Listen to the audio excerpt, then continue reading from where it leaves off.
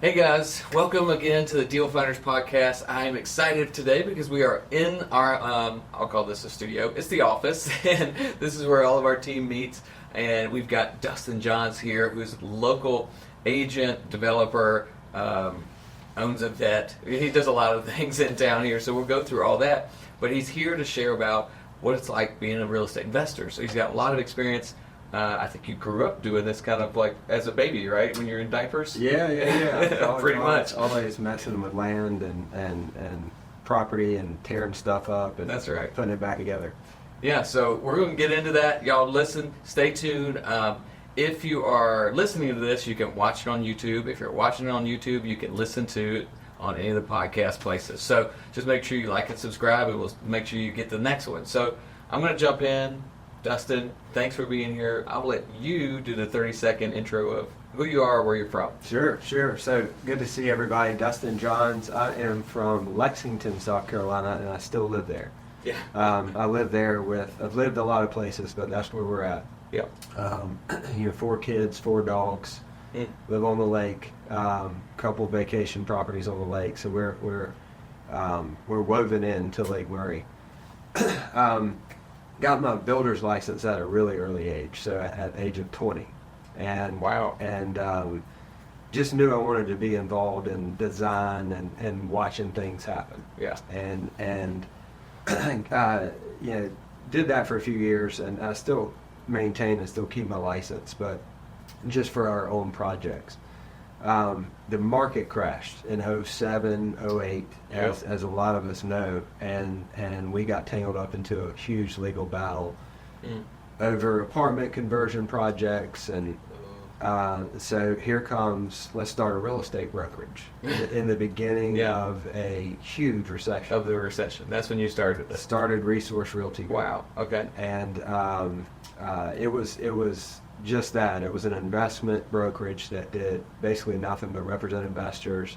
We did our own deals, brought in lots of connections and investors and capital from the construction business. Gotcha. That I left behind. And we represented every bank we could get in front of.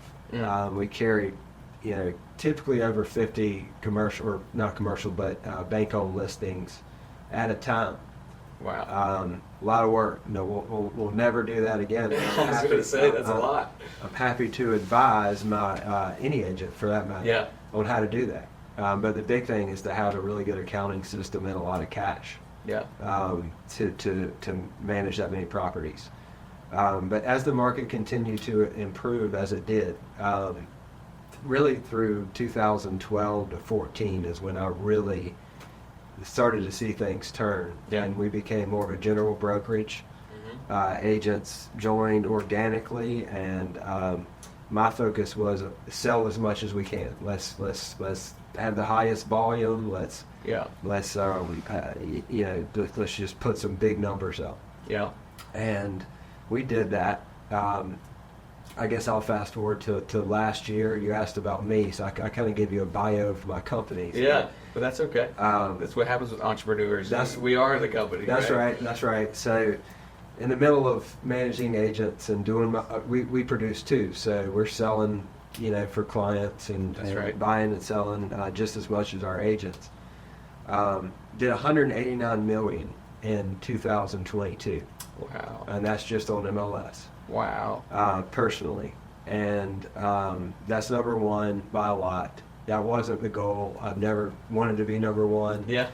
It just happened. But it happened. You get a trophy. It's okay. Whatever. I didn't get a trophy. Where's your trophy? That's the thing. You hit that milestone, if it's a milestone. Yeah. There's no trophy. There's no one to say, congratulations, you kicked ass. I mean, some social media back patting. Right. But Resource Realty Group didn't buy me a car or give me a Rolex or none of that stuff. So hit that milestone. That generates some revenue. That generates some capital. And over since 22, past 2 years really, I'm not doing a lot of transactional. So I'm not really working directly with homeowners buying and selling. I'm really good at commercial property. I enjoy commercial property. less headaches. It's more of a business transaction. Everything about it is math. Yeah. You know, there's no emotion, faster appreciation, faster depreciation. Yes, I will say. It can go both ways. Yeah. But the math on commercial property is what determines its value. Yeah. In most cases, the income of the property is, and that's something you can manipulate. That's something you can make better. That's something you can make worse. And it also scratches the construction itch, because I find myself buying old properties that need a lot of damn work, and it's not just painting, flooring, and it's a 100-year-old building on State Street, and so now you're dealing with politics, and you're dealing with grants to make things better, and you're dealing with tougher financing. You're dealing with a different type of investor. So, but the end result is a building that you hang on to. Right. My experience, my philosophy is that real estate is for buying. Yeah. And I typically don't sell a lot. If I am selling real estate, it's to buy more real estate. Right. A bigger and better, or a better opportunity. Yeah. So since 22, I've added 1,300 apartment units. Wow. That's crazy. We can jump back to that, because there's no trophy for that either. Yeah. 1,300 apartments, about 15,000 square feet of just buildings. Yeah. We focused on West Columbia, and we've acquired 4 buildings in West Columbia. Another one, you mentioned the vet clinic. Saw an opportunity to partner with a friend who's a vet and bought a building, and so my businesses are my tenants. Right. And so these commercial real estate purchases have turned into the creation of a new business. We're designing our own tenants, which is great. Yep. Especially for long term. That's right. So that's the plan. It's just to continue that. Another niche that I've found, and I'm just getting started with this, but there's a lot of investors that are passive or in real estate, like a lot of your people in the REI group, that are afraid of commercial, that are intimidated by commercial, and I get that. I mean, and a lot of that is from commercial brokers, that have, let's just say, they're confident, and there may be some egos involved. They may not like to answer the phone. They may not like to return calls. And it just feels intimidating because there's a sign on the building. But I've been really good at pulling back that curtain. Right. It's still sheetrock. It's still flooring. It's still a roof. It's still a tenant. That's right. But again, it's not an emotional tenant. It's not a tenant telling you, we'll get a little raw here. I'll give, not that this really happened, but we've all heard the excuses from residential tenants. Oh, of course. There's plenty of excuses for not paying rent. Lost my job, divorce, husband's in rehab. Right. You name it, right? You don't get that nearly as much in commercial. Typically, a business can see a problem coming. And react to it. Right. And I ask my tenants for open communication about stuff like that, because as we are entrepreneurs, I have to be creative and solve problems. If I have time to do it, I usually can. So, but pulling back the curtain on commercial, a down payment's a down payment, right? But you can, the value of commercial changes drastically when you improve a property. Versus residential. It's the rent is what the comps are. Right. This building we're sitting in is a prime example of a commercial improvement. Right. This building's worth a lot more than it was when you bought it. Yeah, we hope so. Not that you're selling it. You're always going to rent it and have tenants. That's right. But those tenants like a nice office. They spend, in a lot of cases, just as much time at their office as they do at home. Oh, yeah. And sadly, some people more. at the office than they do at home. So especially the small offices, the entrepreneurial offices. That's right. Smaller suites. Yeah.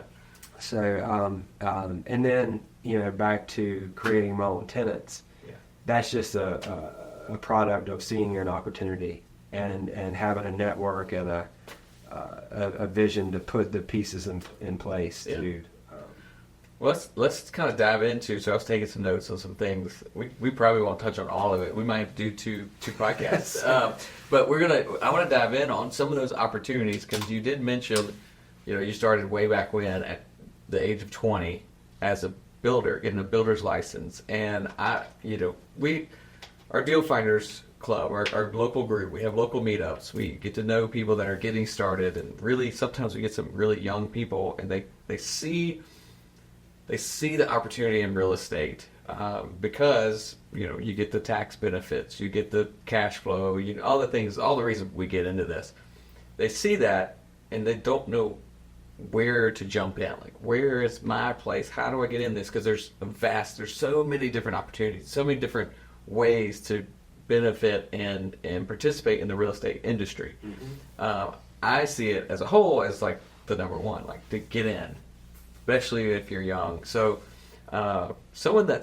we have some people in our group right now that are like 18, 19, 20.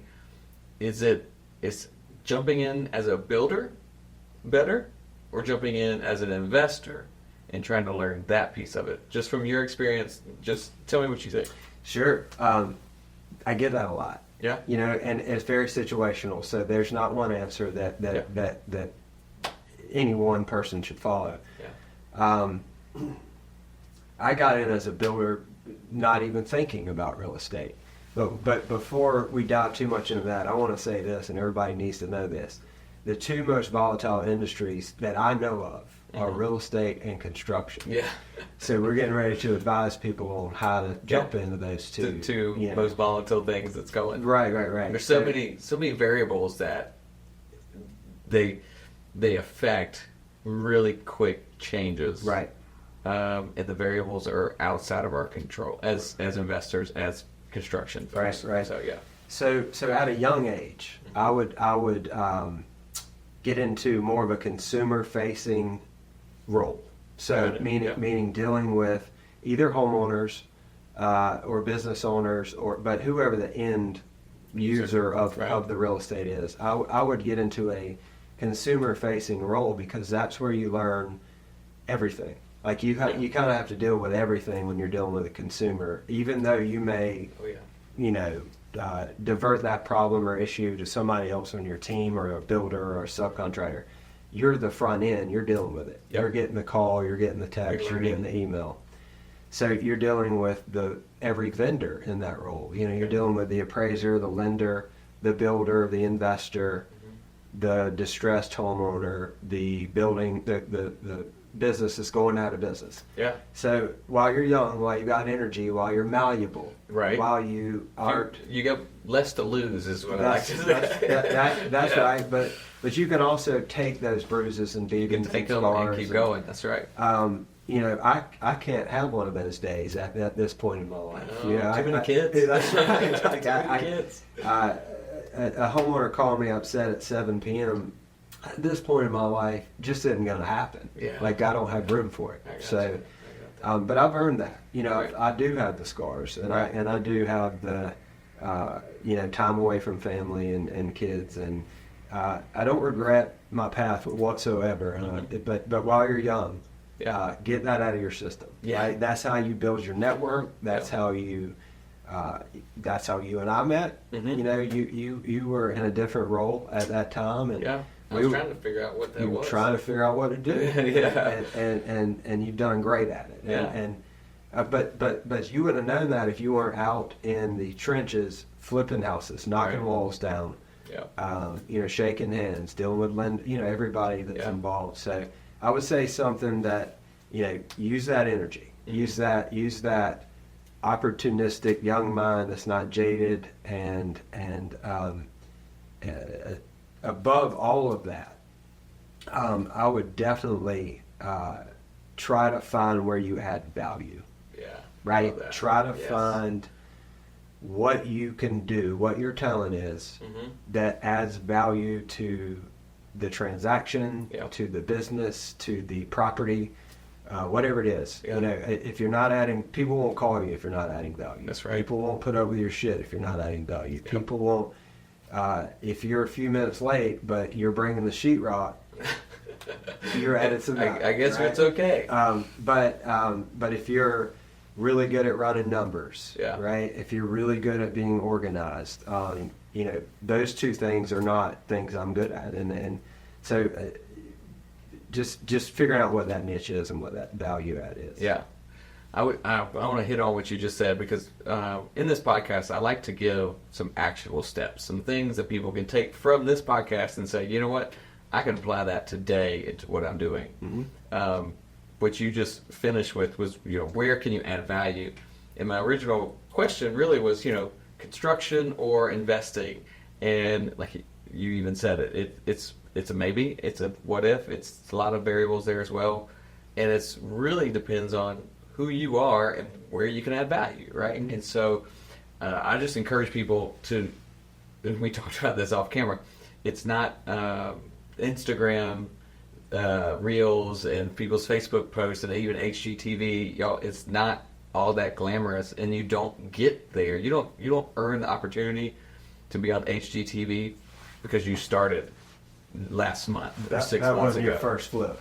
It wasn't your first flip. It wasn't your first rodeo. And so in order to earn the pretty things and now Instagram or whatever, you can make it look like you've earned it, but it takes time. Like, you have to be able to say, I've got 3 years that I'm going to put in the trenches at least, and I would say probably even 5, of knee to knee, belly to belly with sellers, buyers, if you're on the construction side with, you know, owners, developers, that kind of stuff, before you really start thinking, how do I go bigger, bigger, bigger? Like, when you're that age, commit to that, and the compound effects, like what you mentioned, the compound effect will start paying dividends.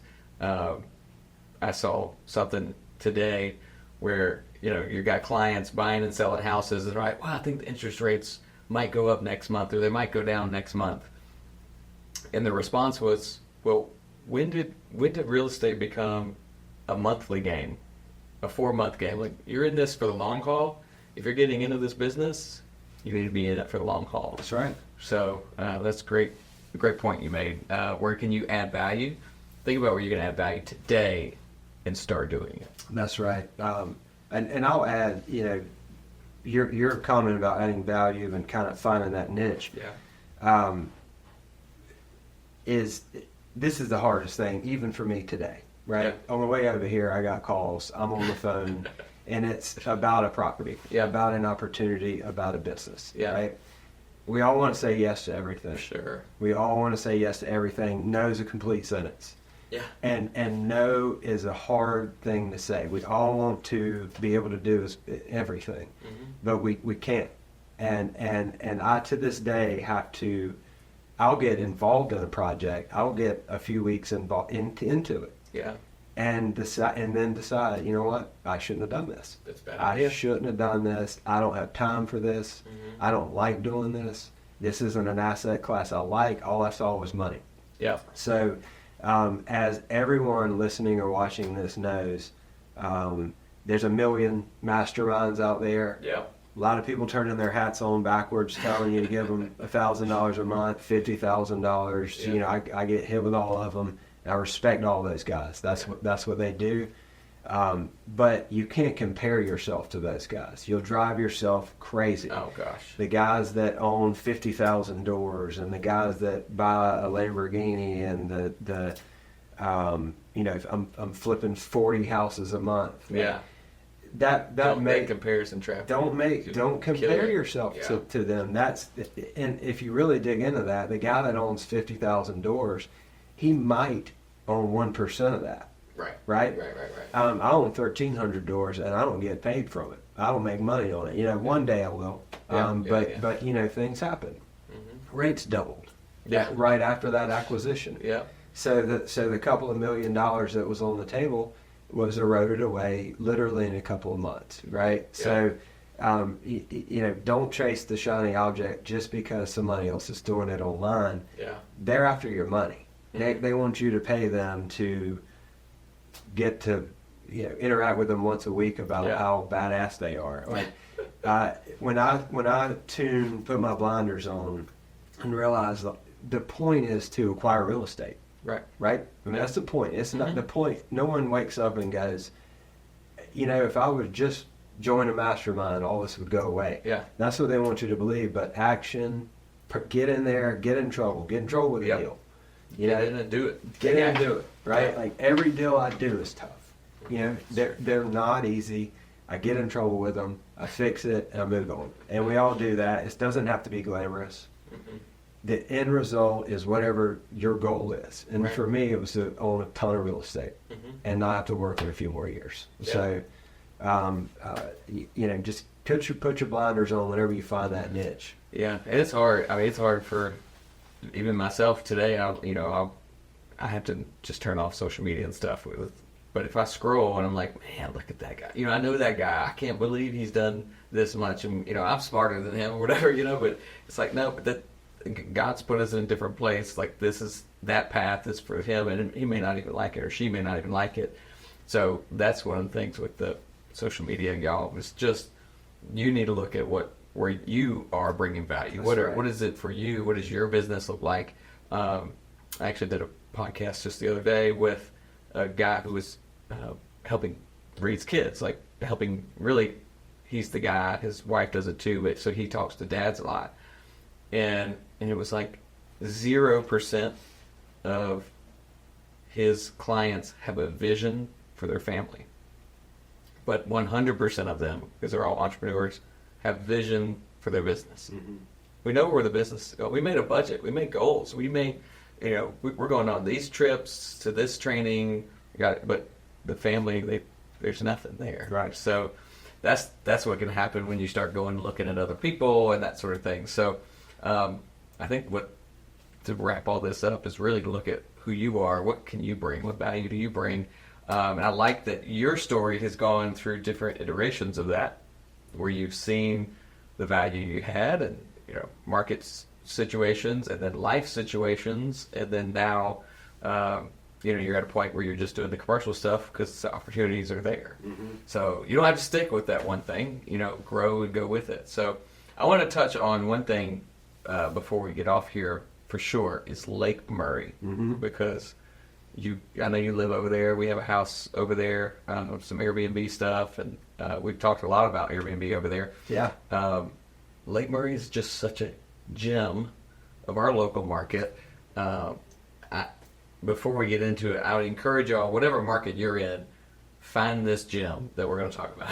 So how has Lake Murray gone from just like the afterthought of our region, South Carolina, mostly, right, to what it is today? Do you have any idea? Yeah. So the lake has been fun, like a good, just fun, positive memory in my head since I was, it's just as long as I can remember. Yeah. My grandparents lived on the lake. Yeah. Which is now a subdivision, right? Yeah. So I've seen the lake really, really, really grow. So, the lake is, it's great, right? It's a recreational lake. Right. It was built for hydroelectric power, but only 1% of the power in Columbia comes from the lake. The lake is in a not a challenging time, but it's there's a lot of businesses and a lot of commercial activity that are really trying to monetize the lake right now. Yeah. And we're in that category in a small way. We own lakemurray.com. Right. Right. So it's not a real estate site. It's a guidebook for the lake. Yep. We could easily make it a real estate site. We're a brokerage, right? But there's a billion lakemurray.com. We kept it as a guidebook. But you've got a lot of developments that are really trying to completely commercialize the lake. I'm a developer, right? I am for most of them. Yeah. I can see that you're giving me an opportunity to jab at Lexington County Council. You right can now. if you want to. I don't know if you want to. but I don't know if they're listeners, Yeah, they track stuff. So, but we'll just jump right into this elephant that's in the Lake Murray room. Short-term rental is under assault. Yeah. On Lake Murray. It's a lot of people's livelihood. It's how a lot of people pay 6% taxes to the county. Yeah. Other than short-term rental, there's no way to afford it. So the county has decided, because they have one formal complaint that was issued to Lexington County, they have one. Wow. That they need to regulate the entire county. It started out just like Lake Murray properties, and now it's the entire unincorporated county, Lexington County. So it's removing an exit strategy from, you're not going to own a non-cash flowing Lake Murray property. No. Just because it's on the lake. No. I'm not either. I mean, you're going to see. So the lake is a tourism lake. It is. There are tourism centers beside the lake. Yet officials don't want to consider Lake Murray as a tourism attraction. The lake generates hospitality tax.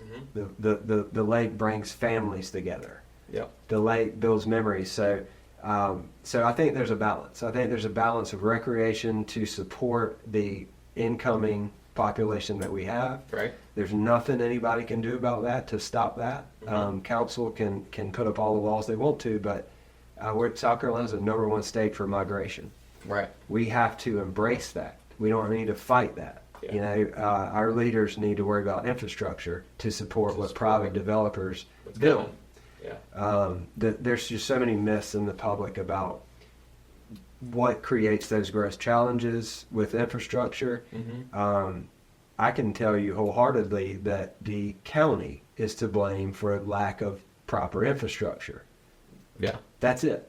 Developers pay for infrastructure. Yeah. And the public needs to know that. Yeah. Developers pay for these projects, and they give them back to the county. Right. So clearing up a lot of the Lake Murray stuff and development stuff, it's a no-win battle. Like, you can't be a developer and build anything that the public will accept. Thanks for listening to the REI Deal Finders podcast. You can find out more and apply to be a part of the REI Deal Finder community at reidealfinders.club.